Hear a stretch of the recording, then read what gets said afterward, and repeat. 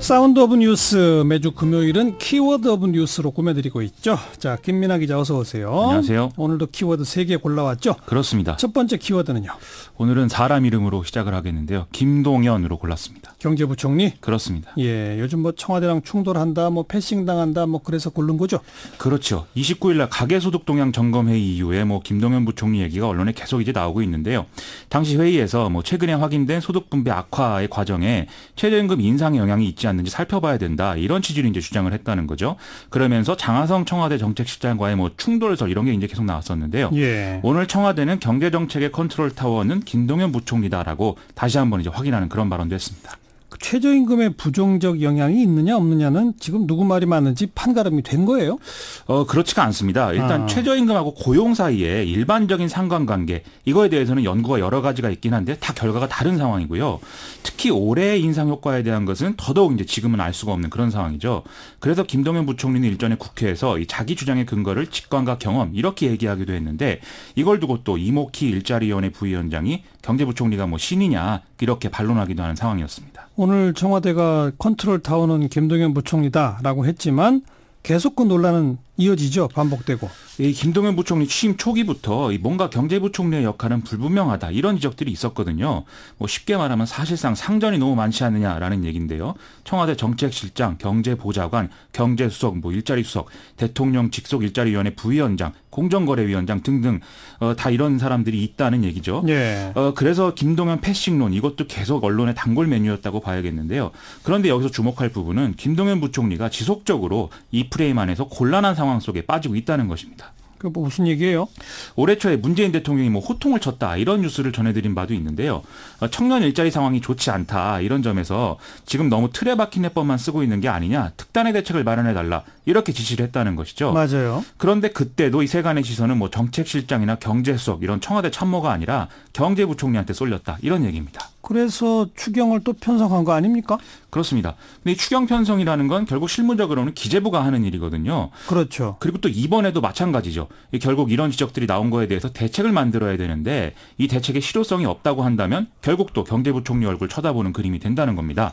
거기다가 문재인 대통령은 어제 혁신성장에서 아직 뚜렷한 비전과 성과가 보이지 않으니까 좀 분발해달라 이렇게 얘기하기도 했는데요. 예. 혁신성장이라는 거는 말하자면 이제 산업정책이고 지금 구도에서는 김동연 부총리가 전담하는 듯한 그런 모양새 아니겠습니까? 그러다 보니까 자꾸 뭔가 이 김동연 부총리와 기재부가 문제다 이런 분위기가 지금 형성되고 있는 거 아니냐 이런 해석이 나온다는 것이죠. 일자리도 그렇습니다만 특히 혁신성장의 성과라는 거야말로 6개월 1년 안에 성과가 나는 주제가 아니잖아요. 그렇죠. 혹시 얼마 전에 있었던 개각설 관련해서 김동연 부총리 교체 가능성도 있는 겁니까? 최근에 말씀하신 대로 이낙연 총리가 개각 얘기를 했죠. 근데 이 내용을 잘 보면 지방선거 이후에 소폭으로 한다고 하지 않았습니까? 이 소폭이라는 건 결국 이제 부총리 이런 중요한 자리는 안 바꾼다 이런 얘기를 볼 수가 있어서 김동연 부총리가 교체된다거나 이렇지는 않을 것 같습니다. 다만 이제 그 얘기하는 과정 중에 경제팀의 교체 문제 이것은 아이디어 차원에서 검토됐을 가능성 그것은 이제 충분하다 이렇게 봐야 되겠죠. 만약 검토한다면 대안이 있나요? 이게 경제부총리는 또 관료 출신을 쓸 수밖에 없거든요. 대개 이제 그 97년 이후에 경제부총리를 쭉 보면은 관료 출신이 아니었던 사람은 박근혜 정부에서 유일호 부총리만 유일했습니다. 네. KDI 연구원 출신이었죠. 예. 그래서 이제 경제부총리를 교체해도 결과가 크게 다르지 않으면 오히려 이제 비판의 수위는 높아질 수 있는 것인데요. 다만 문재인 대통령이 좀 관료 출신을 경계하는 그런 분위기는 참고해 볼 만한 대목인 것 같습니다. 얼마 전에 김기식 전 금감원장 낙마 때 문재인 대통령이 직접 그런 표현도 썼잖아요. 그렇죠. 이 문재인 대통령이 관료 출신을 임명하는 무난한 선택이 있지만 근본적인 개혁이 필요한 분야는 과감한 외부 발탁으로 충격을 줘야 한다. 이렇게 얘기한 적도 있는데요. 예. 그래서 관료 출신 인사들의 힘이 세지는지 아니면 약해지는지 이 지방선거 이후의 개각의 중요 포인트이고 이걸 볼 수 있는 게 김동연이라는 키워드다. 이렇게 정리할 수 있을 것 같습니다. 그러네요. 두 번째 키워드는? 특사로 골라봤습니다. 지금 김영철 미국에 가 있는 특사? 그렇죠. 지금 이게 북한 사람이 백악관에 가는 것은 18년 만이다 이런 얘기 나오지 않습니까? 예. 2000년 10월 달에 김정일 국방위원장 특사 자격으로 조명록 북한군 차수가 백악관에 방문한 적이 있고 그다음에 이제 김영철 부위원장이 처음이다 이런 얘기인 것이죠. 예. 당시에도 조명록 차수는 매들린 올브라이트 국무장관과 윌리엄 커언 국방장관하고 회담을 했고 그다음에 이제 빌 클린턴 대통령에게 김정일 위원장의 친서를 또 전달하기도 했죠. 근데 그때 뭔가 결과가 나온 듯 했는데 끝은 좋지가 않았었죠. 그렇습니다. 당시에 뭐 상호 주권 인정 그리고 적대 관계 청산 이것을 핵심으로 하는 북미 공동 커뮤니케 이게 선언이 됐었는데요. 그리고 클린턴 대통령의 평양 답방까지 논의될 정도였는데 결국 모두 이제 무위로 돌아간 셈이었죠. 그게 18년 전이고 그때 이후에 이제 미국이 공화당으로 정권 교체됐고요. 그렇습니다. 빌 클린턴 대통령이 재임 당시에도 이제 여소야대 상황에서 많은 어려움을 겪고 있었는데 이때 이제 공화당이 재집권을 위해서 이른바 미국과의 계약 이렇게 표현되는 좀 우클릭 전략을 노선으로 주요하게 내세웠고 이게 많이 이제 효력을 발휘했거든요. 그래서 이것 때문에 북한과의 관계도 좀 어려운 그런 상황이 계속됐었고요. 또 이게 성공해서 아들 부시 대통령이 집권하는 그런 상황까지 이어진 것이죠. 네. 그래서 또 제네바 합의 파기됐고.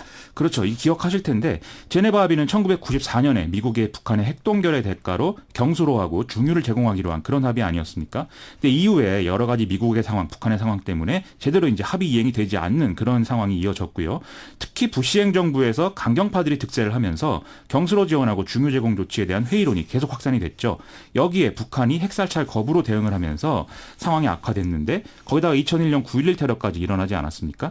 그 다음에 부시 행정부가 북한을 이란, 이라크와 함께 악의 축으로 지목하면서 제네바 합의는 파기가 됐고 북한은 다시 핵 개발을 재개하는 악순환이 다시 이제 시작이 됐었던 것이죠. 악의 축 기억나네요. 그렇죠. 근데 9.11 테러랑 북한은 직접 관련은 없잖아요. 그래서 이게 이 선악 개념의 세계관이다 이렇게 얘기를 할 수 있는데요. 예. 당시 부시 행정부의 또 특징이기도 했죠. 이라크, 이란, 북한을 테러를 지원하는 정권이다 이렇게 묶어서 뭐 악의 축이라고 표현했지만 나중에도 밝혀졌듯이 뭐 별로 인과관계가 없는 얘기였고요. 결국 미국은 선이고 이슬람이나 옛 공산권 국가는 악이다라는 세계관이 영향을 미친 거 아니냐 이렇게 해석할 수 있다는 겁니다. 18년 전 얘기를 하다 보니까 결과가 안 좋았던 얘기로 갔는데 이번에는 다르겠죠?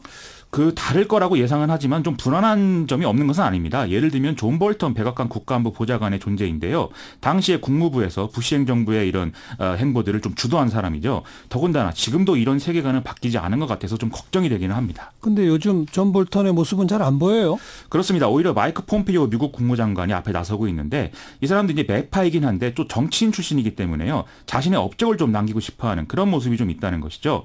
트럼프 대통령도 마찬가지다. 이것도 좀 다행인 이 상황인데 여러 차례 언급했지만 중간 선거와 재선을 위해서는 좀 확실한 성과가 필요하다는 거 아니겠습니까?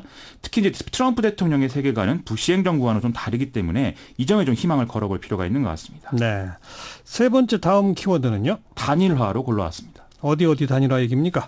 오늘은 일단 송파울 보궐선거 단일화 얘기 좀 화제였는데요.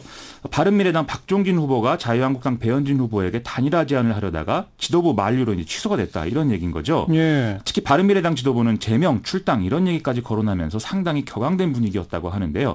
바른미래당은 자유한국당과 후보 단일화를 추진하다가 후보 등록 직전에 예비 후보를 사퇴하고 자유한국당 후보를 지지 선언한 바 있는 이동화 평택시장 예비 후보를 제명한 바도 있어서 상당히 위중한 어떤 논의들이 진행됐다. 이렇게 볼 수가 있겠습니다. 그런데 박종진 후보는 왜 그 손학규 전 대표랑 우여곡절 끝에 간신히 후보가 됐잖아요. 그렇습니다. 근데 지도부 양해도 없이 왜 또 단일화 얘기를 꺼냈을까요? 지금 이 선거 구도를 보면은 인지도만 따졌을 때 박종진 후보보다는 그래도 자유한국당 배현진 후보가 좀 높은 그런 상황 아니겠습니까? 그렇죠. 그런데 말씀하신 대로 손학규 전 의원 전략공천 얘기 때문에 박종진 후보 인지도가 더 올라간 이런 아이러니한 사태가 좀 있었죠. 아하. 이런 상황 속에서 박종진 후보로서는 단일화 제안이라든지 이런 행보를 통해서 좀 더 인지도를 확보하고 단일화가 안 되더라도 좀 2등을 하는 그런 전략을 통해서 다음 선거를 준비해보려는 이런 계획이었던 거 아니냐 좀 이렇게 볼 필요가 있는 것 같습니다. 얕은 수네요. 그렇게 봐야 되겠죠. 창원도 뭐 자유한국당 출신끼리 단일화 하려다가 무산됐죠. 창원시장 선거에 출마한 자유한국당 조진래 후보하고 무소속 안상수 후보가 오늘 단일화 결렬을 선언했는데요. 안상수 후보 측 얘기는 여론조사를 통한 단일화를 상대에게 제안을 했는데 조진래 후보가 거부했다 이런 얘기고요. 조진래 후보 측은 그게 아니라 안상수 후보 측이 사퇴를 계속 종용하면서 심각한 법적 문제가 있는 제안까지 해서 결렬이 된 것이다 이렇게 주장을 하고 있는 상황입니다. 여기는 뭐 당 지도부가 긍정적으로 단일화를 검토한 거예요? 아닌 거예요?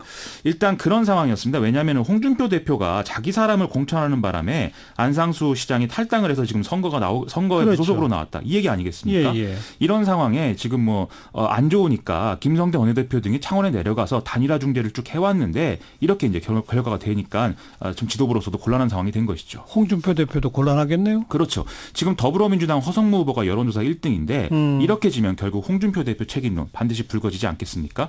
오늘 나온 보도들을 보면은 홍준표 대표가 후보 지원 유세를 가도 정작 후보들은 다른 곳으로 가버리고 없는 현상까지 지금 일어나고 있다고 하거든요. 그래요. 그 선거 이후에 자유한국당 당권 경쟁 그리고 보수 정치의 전반 이것의 어떤 향배를 볼 수 있는 키워드가 바로 단일화다 이렇게 볼 수가 있겠습니다. 수고하셨어요. 고맙습니다. 김민하 기자였습니다.